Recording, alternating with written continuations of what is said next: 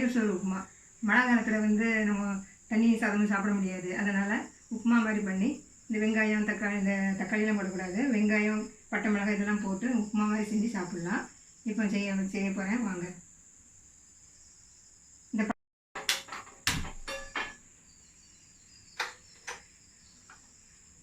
இப்போ அதுக்கு தேவையானது வந்து வெங்காயம், சின்ன வெங்காயம் வெட்டி வச்சா ரொம்ப டேஸ்ட்டாக இருக்கும். சின்ன வெங்காயம் வெட்டி வச்சுருக்கேன்.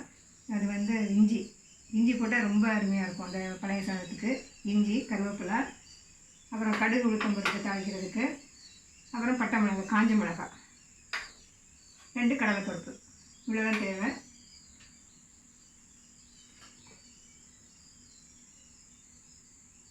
மழை காலத்துக்கு வந்து நல்லாயிருக்கும். ஏன்னா மழை காலத்தில் வந்து சாதம் மிஞ்சிச்சுன்னா சாப்பிட முடியாது. அதனால் தாளித்து உப்புமா மாதிரி செஞ்சு சாப்பிட்லாம். இப்போ இட்லி உப்புமா பண்ணுறோம் இல்லையா, அதே மாதிரி தாளித்து சாப்பிட்லாம். இப்போ கெஸ்ட்டெல்லாம் வந்துட்டாங்கன்னா இப்போ சாதம்லாம் மிஞ்சி போயிடும். ஏன்னா அப்போ கரெக்டாக போட முடியாது. அப்போல்லாம் இது மாதிரி செஞ்சு சாப்பிடலாம், வேஸ்ட் பண்ணாமல் சாப்பிட்லாம்.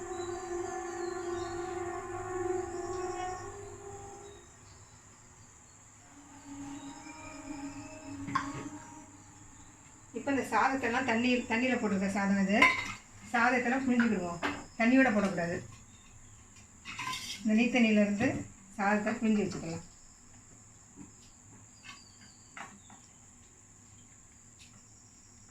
நல்லா சிக்கன் புளியணும், தண்ணி இல்லாமல் சிக்கன் புளியணும்.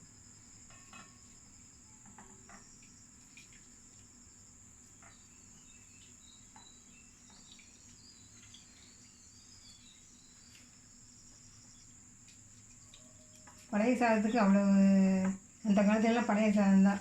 இந்த இதுதான் விசேஷ நாளைக்கு, விரத நாளைக்கு தான் இட்லி தோசை. மற்ற நாளாக பழைய சாதம் தான். அதுக்கு வந்து முழு நார்த்தங்காய் ஊறுகாய் தொட்டுக்கிறதுக்கு, நார்த்தங்காய் ஊறுகாய், நெல்லிக்காய் ஊறுகாய். தோட்டத்துக்கு போயிட்டு வந்து இதை வந்து ரொம்ப வேலை செஞ்சுட்டு வந்து சாப்பிடுவோமா, ரொம்ப அருமையாக இருக்கும்.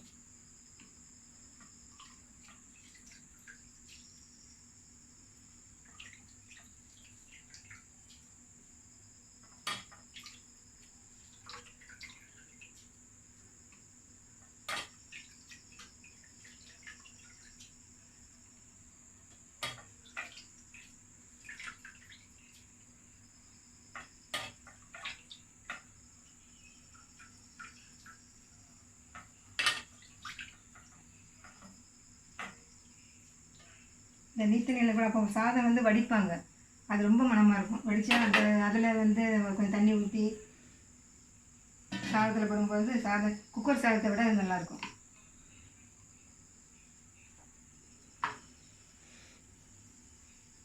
மணமாகவும் இருக்கும், டேஸ்ட் இருக்கும். அந்த பழைய சாதம் தான் பேர், அவ்வளோ டேஸ்ட் இருக்கும்.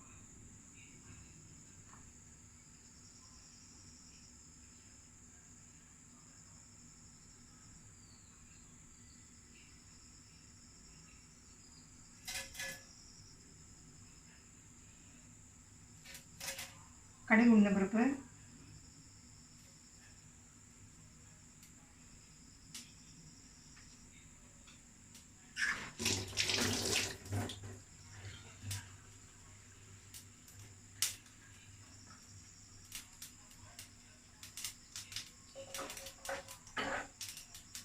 இப்போ கடலைப்பருப்பு போட்டுக்கலாம்.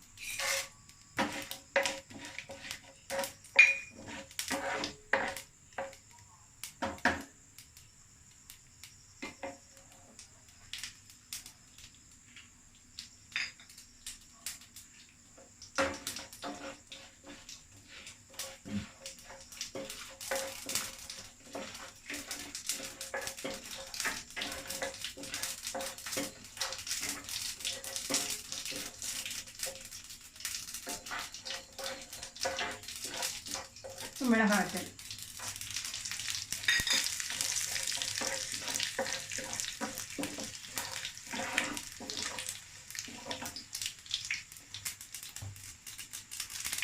இப்போ கருவேப்பிலை போடும்.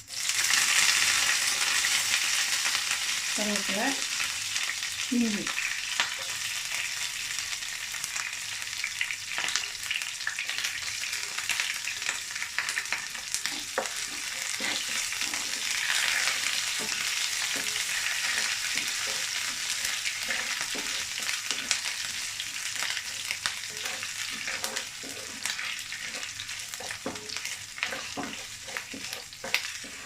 இப்போ வெங்காயம்,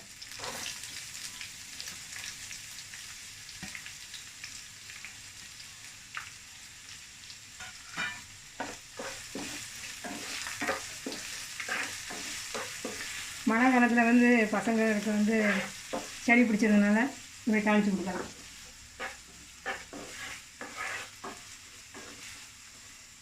வதங்கட்டும்.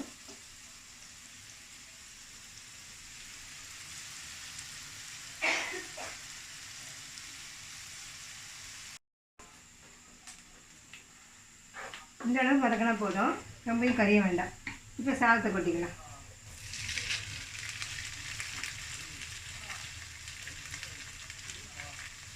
வெயில் காலத்துக்கு தண்ணியும் கஞ்சி சாதமும் தண்ணியும் கஞ்சியுமா குடித்தா நல்லாயிருக்கும். மழை காலத்துக்கு இப்படி செஞ்சு கொடுக்கலாம் பசங்களுக்கு.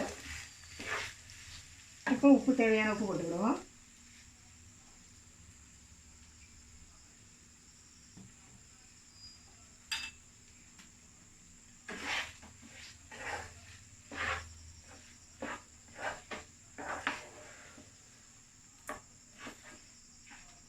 நல்லாயிருக்கும், டேஸ்ட்டாகவும் இருக்கும். அந்த மிளகா இருக்க இதை தொட்டுக்கிட்டே சாப்பிட்லாம், இதை கடிச்சிக்கிட்டு சாப்பிடலாம். அவ்வளோ சாதமும் உள்ளே போயிடும், அந்த அளவுக்கு இருக்கும் இந்த மிளகா வத்தலை.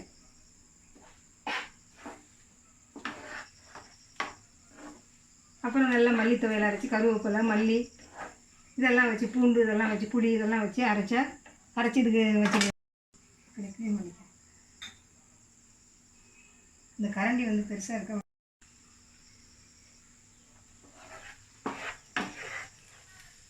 பழைய சாதம் வந்து சூடாகிறது வரைக்கும் வச்சுக்கணும், கிளறி விட்டுக்கணும். ஏன்னா பழைய சாதம் போடுறோமோ அது சூடாகணும் நல்லா. இதோட சேர்ந்து நல்லா சூடாகி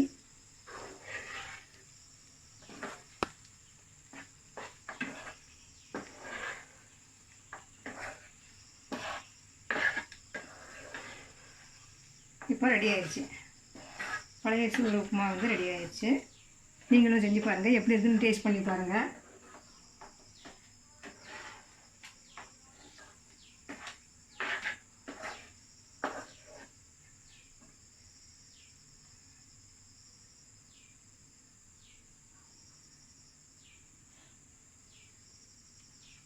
ரொம்ப அருமையாக இருக்குது. உப்பு எல்லாம் சரியாக இருக்குது. அவ்வளோதான்.